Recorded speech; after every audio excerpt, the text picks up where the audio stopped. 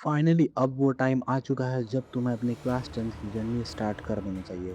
Hello everyone, क्या हाल चाल? मेरा नाम पीयूष गर्ग है। Welcome back to the channel. इस लाइन को तुम अब थ्रू आउट द ईयर सुनोगे, क्योंकि मैं पूरे साल तुम्हारे साथ रहने वाला हूँ। तुम्हें स्ट्रैटेजी वीडियोस बताने वाला हूँ और धीरे धीरे एक एक स्टेप करीब ले जाने वाला हूँ तुम्हारा एम के, तुम्हारे गोल के। ठीक है। बहुत दिनों से मैंने इस चैनल पर वीडियोस अपलोड नहीं किया था, तो मुझसे बहुत सारे बच्चे कंसर्न थे एंड बहुत सारे बच्चे मेरे से पूछे भी थे कमेंट सेक्शन में कि क्यों वीडियोस नहीं आ रही हैं। देखो, वीडियोस ना आने के पीछे दो कारण है। पहला तो पर्सनल कारण है, तो वो मैं तुम्हें बता नहीं सकता, बट दूसरा मेन रीज़न ये भी है क्योंकि अभी तुम्हारा वीडियोस का कुछ काम था नहीं और मैं फालतू वीडियो बनाकर व्यू बटोरना चाहता था नहीं, वो तुम जानते हो अच्छे से मेरे को। ठीक है। तो अब फाइनली वीडियोस लगातार आएँगी और तुम्हें भी अब क्लास 10 की प्रिपरेशन स्टार्ट कर देना चाहिए। अब तुम्हें टाइम वेस्ट करने का मौका खुद को नहीं देना चाहिए। अब तुम टाइम वेस्ट करना अफ़ोर्ड नहीं कर सकते, ठीक है? तो मैं ये वीडियो इसीलिए बना रहा हूँ ताकि तुम जाग जाओ और तुम्हें समझ में आ जाए कि अब टाइम बिल्कुल नहीं बचा है। अब तुम वेट नहीं कर सकते रिज़ल्ट आने का कि मैं रिज़ल्ट आ जाएगा उसके बाद प्रिपरेशन करूँगा, नहीं। तुम्हें अब क्लास 10 की जर्नी स्टार्ट कर देनी चाहिए और ये साल तुम्हारा कमबैक ईयर होने वाला है। तो तुमने क्लास 10 में जो भी गलतियाँ की थी, उनको भुला दो और फिर से लग जाओ एक जंग पर, एक मैराथन पर। देखो, तुम्हारा जो माइंडसेट है वो बहुत ही ज़्यादा मैटर करता है। तुम में से बहुत सारे बच्चे होंगे जिन्होंने बहुत सारे रील्स वगैरह ऐसा देख लिया और क्लास 10th मैटर नहीं करता। देखो मेरे भाई, ये मैं भी बोलता हूँ कि क्लास 10th का मार्क्स मैटर नहीं करता, but class 10th matters a lot. ये जो है तुम्हारा फाउंडेशन होने वाला है क्लास 11th का। अगर तुम क्लास 10th में कुछ नहीं पढ़ोगे, तो क्लास 10th के बाद क्लास 11th के कॉन्सेप्ट जो है तुम्हारे सर के ऊपर ऐसे उड़ेंगे और तुम्हें घंटा समझ नहीं आएगा, ठीक है? तो तुम्हारा माइंडसेट ये होना चाहिए कि क्लास 10 के जितने भी कॉन्सेप्ट हैं अच्छे से तुम्हें क्लियर होना चाहिए और तुम क्लास 10 में मन लगाकर पढ़ो। क्लास 9 में जो भी तुमने गलतियाँ की होगी उसे तुम मत दोहराओ यहाँ पे। और मुझे पता है कि तुम 4 ऐसे मिस्टेक्स जो तुम करोगे, वो मैं तुम्हें पहले ही वार्निंग दे दे रहा हूँ। सबसे पहले तो बहुत सारे बच्चे, बहुत सारे नहीं है, मुझे लगता है कि सारे बच्चे अभी दिमाग में ये बनाकर बैठे होंगे कि क्लास 9 में मैंने जो भी गलतियाँ की अब क्लास 10th में वो नहीं दोहराऊँगा, क्लास 10th को फोड़ूँगा और जितना मेरा एम है उसको मैं स्कोर करूँगा। बहुत बढ़िया बात है, मैं भी तुम्हें कहता हूँ कि मोटिवेटेड रहो, बट ओवर मोटिवेटेड जब तुम हो जाते हो तो वो एक प्रॉब्लम क्रिएट करता है, ठीक है? ओवर मोटिवेशन जो है बहुत ही प्रॉब्लम क्रिएट करता है। तुम्हारा 2 से 3 महीने तुम मोटिवेट रहोगे, बट धीरे-धीरे तुम्हारा मोटिवेशन डाउन होते जाएगा और तुम फिर उसी लूप में फँस जाओगे जो तुमने क्लास 9th में गलतियाँ की थी। अगर तुम ओवर मोटिवेटेड रहोगे, तुम्हें ओवर कॉन्फिडेंस रहेगा, तो तुम सारा चीज़ को पीछे छोड़ दोगे। तुम्हें लगेगा कि जो मेरे टीचर्स बता रहे हैं और जो मुझे लग रहा है वही सही है, जो टीचर्स बता रहे हैं वो सब गलत है। तो ओवर मोटिवेशन बहुत ही ख़राब चीज़ है। मोटिवेटेड रहो, ठीक है, कंसिस्टेंट रहो और कंसिस्टेंटली पढ़ते रहो, ठीक है। दूसरा गलती जो तुम करने वाले हो, डिपेंडेंसी। तुम अभी से डिपेंड हो जाओगे टीचर्स पर कि जो पढ़ाएँगे टीचर्स मैं वही करूँगा, अपने से कोई प्रैक्टिस नहीं करूँगा, किसी चीज़ का न्यूमेरिकल नहीं बनाऊँगा, अलग से कुछ नहीं देखूँगा। जो टीचर्स मेरे को कराएँगे मैं वही स्पून फीडिंग करूँगा। तो इस चीज़ से तुम बच कर रहो और डिपेंडेंट रहो, मतलब ऑनलाइन, ठीक है, ऑनलाइन जो भी तुम बैचेस लिए हो या फिर यूट्यूब पढ़ रहे हो, जो भी टीचर तुम्हें पढ़ा रहा है कॉन्सेप्ट वहाँ से लो, बट एट द एंड तुम्हें प्रॉब्लम तुम्हें ही सॉल्व करना है, क्योंकि अगर तुम्हें पता है तो क्लास 10th में अब CBSE 50% competitive based question implement कर चुकी है। इसका मतलब है कि तुम सिर्फ कॉन्सेप्ट के सहारे एग्ज़ाम देकर नहीं आ सकते। तुम्हें खुद से प्रैक्टिस करनी पड़ेगी, चाहे वो साइंस है, चाहे वो मैथ है, यहाँ तक कि एसएसटी में भी तुम्हें प्रीवियस ईयर क्वेश्चन लगाने हैं और डिपेंडेंट नहीं रहना है। टीचर तुम्हें कॉन्सेप्ट पढ़ाएगा, बट जो तुम्हें एट द एंड क्वेश्चन है खुद को ही सॉल्व करना है, ठीक है? टीचर से पे डिपेंडेंट नहीं रहना है। तीसरा चीज़, नो आंसर राइटिंग, जो कि मैंने अभी तुम्हें बताया उसी से रिलेटेड है कि बहुत सारे बच्चे ऐसे होते हैं जो कॉन्सेप्ट पढ़ लेते हैं और सोचते हैं कि सीधा एग्ज़ाम में जाकर लिखेंगे। देखो मेरे भाई, सीबीएसई का जो मार्किंग स्कीम है, अगर तुम उसको देखोगे तो तुम्हें पता चलेगा कि आंसर राइटिंग कितना ज़रूरी है, क्योंकि अब वो बात नहीं रह गया कि तुम्हारे पास कॉन्सेप्ट है और बना-बना के तुम कुछ भी लिख जाओ। इवन एसएसटी जैसे सब्जेक्ट्स में भी तुम्हारे नंबर कटेंगे अगर तुम बना-बना के कुछ भी लिख रहे हो तो। तो कॉन्सेप्ट है तुम्हारे पास, ठीक है, बट आंसर राइटिंग की प्रैक्टिस बिल्कुल करो, रोज़ करो। जो भी तुम पढ़े हो, मैं ये नहीं कर रहा हूँ कि एक ही दिन बैठ कर तुम्हारा पूरा पीवाईक्यू वगैरह सॉल्व करो। जो भी जिस दिन तुम पढ़ रहे हो उस टॉपिक से रिलेटेड अपने मन में जो आ रहा है, क्योंकि उसको कोई चेक करना नहीं जा रहा है, तुम्हें कोई जज करने नहीं जा रहा है। तुम्हें जो समझ में आ रहा है अपने मन से, अपने हिसाब से तुम्हें लिखो, खुद चेक करो, खुद को नंबर दो। सीबीएसई की वेबसाइट पे जाओ, मार्किंग स्कीम के हिसाब से अपने आप को ढाल लो, ठीक है? किस तरह से आंसर राइटिंग करना है वो मार्किंग स्कीम के हिसाब से देखो, ठीक है? तो चौथा मिस्टेक जो तुम करने वाले हो, टू मेनी रिसोर्सेज। तुम बहुत सारे बुक्स फॉलो करोगे, ये भी बुक कर लेता हूँ, वो भी साइड बुक कर लेता हूँ, वो भी हेल्प बुक कर लेता हूँ, इसका भी क्वेश्चन बैंक कर लेता हूँ, उसका भी कर लेता हूँ, इस टीचर से भी पढ़ लेता हूँ, उस टीचर से भी पढ़ लेता हूँ। ये तुम बहुत बड़ा गलती करोगे। मैं यहाँ पे तुम्हें डायरेक्ट एग्जाम्पल दे देता हूँ। बहुत सारे बच्चे ऐसे होंगे, और लेट्स से मैथ के लिए हम पकड़ लेते हैं। मैथ में बहुत सारे ऐसे बच्चे होंगे जो ऋतिक सर, शोभित भाई दोनों से पढ़ेंगे, कि मान लो पॉलिनोमियल मैं पढ़ लेता हूँ ऋतिक सर से, लीनियर इक्वेशन पढ़ लूँगा शोभित सर से। ये बहुत ही बड़ा एक समझ सकते हो कि तुम्हारा मिस्टेक होने वाला है, क्योंकि अगर तुम दो टीचर पर डिपेंड रहोगे तो तुम्हारा कॉन्सेप्ट जो होगा टू वेज में जाएगा, जिसकी वजह से तुम्हें बहुत ही प्रॉब्लम फेस करनी पड़ेगी। और इसी तरह बुक, अगर तुम मान लो कि तुम अभी आर्य सवाल कर रहे हो और तुम्हारा दोस्त आर डी शर्मा कर रहा है, वो बोल रहा है कि नहीं आर डी शर्मा बढ़िया है, तुम आर डी शर्मा पे शिफ्ट हो जाओ। कुछ प्रॉब्लम आर एस के कर रहे हो, कुछ प्रॉब्लम आर डी के कर रहे हो, तो ये सब एक कंफ्यूजन क्रिएट करता है और कुछ नहीं। और इस सब में अगर तुम पढ़ोगे तो फिर तुम्हारा घाटा होना ही है। तो तुम्हें टू मेनी रिसोर्सेज पर डिपेंड नहीं रहना है। एक सिंगल टीचर को पकड़ना है, सिंगल बुक को पकड़ना है, और उसको through out the year follow करते रहना है, ठीक है? अब तुम्हारा स्टडी प्लान क्या रहना चाहिए? देखो, बहुत सारे बच्चे क्या गलती करते हैं, वो इस तरह से प्लान बनाते हैं कि 6 बजे मैं उठूँगा, 6 से 7 फ्रेशन अप, देन 7 टू 1 बजे 2 बजे जितना भी तुम्हारा स्कूल है, स्कूल टाइम। फिर स्कूल से जाकर मान लो 4 से 5 एसएसटी पढ़ूँगा, 5 से 6 साइंस पढ़ूँगा। अगर इस तरह से तुम प्लान बनाते हो तो तुम कुछ नहीं कर रहे हो, बकवास कर रहे हो, ठीक है?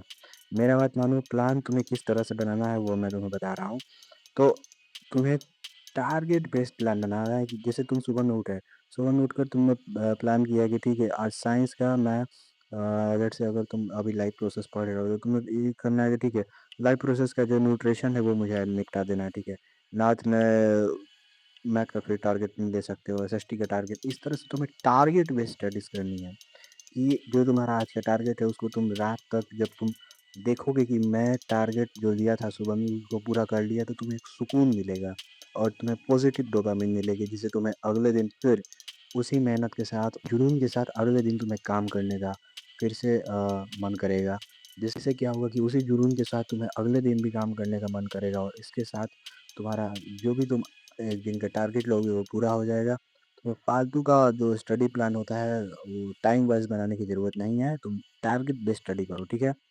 उसके बाद बहुत सारे बच्चे पूछ रहे थे कि सिलेबस कब तक फिनिश करना है? तो देखो, सिलेबस में तो मैं बोलूँगा कि ठीक है दिसंबर का 1 वीक 2 वीक तक चला जाए, ठीक है? बट तुम्हें कोशिश करना है कि नवंबर एंड तक तुम्हें सिलेबस फिनिश कर देना है। अगर तुम किसी भी बैच को भी परचेज़ किए होगे पीडब्ल्यू नेक्स्ट टॉपर, तो नवंबर एंड तक वो लोग सिलेबस खत्म कर देते हैं। मैथ वगैरह का दिसंबर तक चला जाता है, बट नवंबर एंड तक तुम्हारा सिलेबस जो है सारा सब्जेक्ट खत्म हो जाएगा। तो तुम्हें ये टारगेट बना रखना है कि तुम्हें नवंबर एंड तक सिलेबस खत्म कर देना। अब करना किस तरीके से, तो तुम्हें मंथली गोल्स बनाने हैं फॉर ईच सब्जेक्ट। जैसे अगर साइंस है तो तुम्हें साइंस का बनाना है कि ठीक है इस मंथ में एक चैप्टर खत्म कर दूंगा साइंस के, एक चैप्टर मैथ के, एक चैप्टर एसएसटी के। इस तरह से तुम्हें सबसे पहले मंथली गोल्स बनाना है, फिर उसको तुम्हें वीकली गोल्स में तोड़ना है, कि मान लो अगर तुमने बोला कि साइंस का जो पहला चैप्टर है उसको मैं ख़त्म करूँगा लाइफ फ्लो से, तो मैं उसको वीकली में तोड़ना है कि पहले वीक में मैं जो न्यूट्रिशन और रेस्पिरेशन है उसको ख़त्म कर दूँगा। इस तरह से अगर तुम करोगे टारगेट द स्टडी और वीकली एंड मंथली प्लान्स, तो तुम्हारा नवंबर एंड जाते-जाते तुम्हारा सिलेबस ख़त्म हो जाएगा। उसके बाद तुम्हें 1 से 2 मंथ मिलेंगे अच्छे से। 1 से 2 मंथ में तुम आराम से अपना जो है, या फिर 1-2 नहीं 3 मंथ मिलेंगे यार तुम्हें। 3 मंथ में जो है तुम अच्छे से अपना क्वेश्चन प्रैक्टिस कर सकते हो, पीवाईक्यू, सिंपल क्वेश्चन पेपर जो भी तुम्हारे पास मैं दूँगा अभी, सारा चीज़ तुम अच्छे से प्रैक्टिस कर सकते हो। और उसके बाद हम देख लेते हैं कि तुम्हें किस तरह से पढ़ना है, ठीक है? तो मैं ये तुम्हें बार-बार बोलता हूँ कि रिवीज़न इज़ मोस्ट इम्पोर्टेंट। तुम्हें शॉर्ट नोट्स बनाने हैं, रिवीज़न बट करते ना रहें, ठीक है? तो टॉपर वो बनता है जो उस चीज़ को याद करता है और उसके साथ-साथ रिवाइज़ करते चलता है। क्योंकि रिवीजन एक ऐसा टूल है ना जो तुम्हें किसी चीज़ को भूलने नहीं देता है। फॉर एग्जांपल लेट्स से अगर तुम कोई चैप्टर अभी पढ़ोगे और उसको फिर तुम जाके एक ही बार लास्ट में पढ़ोगे, तो उस चीज़ को तुम रिवाइज़ नहीं कर पाओगे। उस चीज़ को फिर तुमसे याद करना पड़ेगा, फिर से रिमेंबर करना पड़ेगा। इसलिए जो रिवीज़न है वो बहुत ही ज़्यादा इम्पोर्टेंट है। तुम्हें रिवीज़न को ऐसे हल्के में नहीं लेना है क्योंकि रिवीज़न से ही पेपर बनते हैं। ये बात मेरा तुम मार्क करके रखना और लास्ट लास्ट ईयर में तुम मुझे थैंक यू बोलोगे, ये तुम याद रखना। आगे अब बात रह गया टेस्ट का। देखो बहुत से बच्चे ऐसे होते हैं जिनका अगर टेस्ट होता है तो उसमें 4 चैप्टर पूछा जाता है और बोलते हैं कि मेरा 1 चैप्टर कंप्लीट है इसलिए मैं टेस्ट नहीं दूँगा। तुमको ये गलती नहीं करनी है।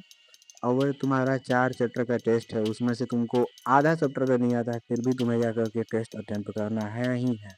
क्योंकि टेस्ट अटेम्प्ट करने से तुम्हारा बस ये नहीं होता है कि तुमने जाकर टेस्ट दे दिया, नंबर आ गया, मार्क्स अच्छा है, खराब है, ये नहीं हो रहा है।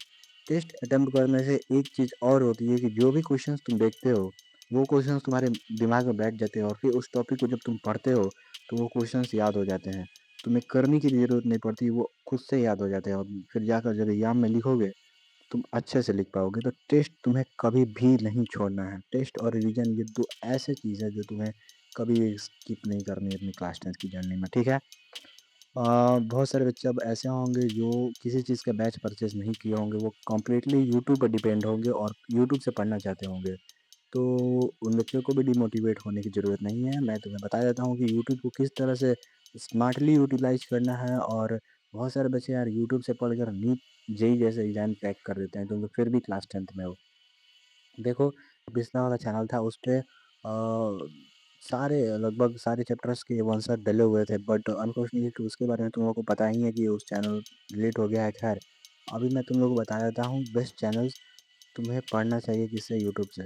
देखो यूट्यूब से अगर तुम पढ़ रहे हो तो तुम अभी अभी के लिए अगर मैं तुम्हें बताऊँ तो तुम साइंस पढ़ सकते हो, प्रशांत किरार से भी पढ़ सकते हो या फिर पीडब्ल्यू के टीचर से भी पढ़ सकते हो। मैथ भी तुम पढ़ सकते हो, ऋतिक मिश्रा से पढ़ सकते हो या फिर शोभित निगम से पढ़ सकते हो, दोनों से पढ़ सकते हो। एसएसटी के लिए मैं तुम्हें रिकमेंड करूँगा तो युवराज सर से तुम पढ़ो और लैंग्वेज सब्जेक्ट तुम दोनों में से किसी भी टीचर से पढ़ सकते हो, तो इसका कोई दिक्कत नहीं है। देखो टीचर्स बहुत है यूट्यूब पे बट तुमको ये है कि एक टीचर पर डिपेंड होके सबसे देखो तुमको चूज़ कैसे करना है मैं तुम्हें बता देता हूँ। कोई एक टॉपिक को पकड़ो, जिस भी सब्जेक्ट को तुम पढ़ रहे हो उसका एक टॉपिक पकड़ो और दोनों टीचर्स से एक-एक बार पढ़ के देख लो, जिससे तुम्हारा अच्छा से कनेक्शन बने, जिससे तुम्हें अच्छे से समझ में आए, उसको तुम पढ़ लो।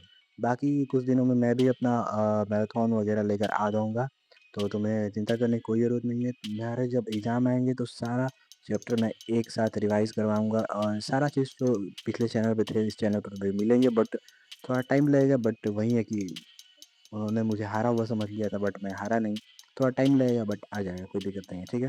अब देखो मैं तुम्हें गोल्डन रूल बता देता हूँ। गोल्डन रूल क्या है? गोल्डन रूल ये है कि तुम्हें डेली पढ़ना है, ठीक है?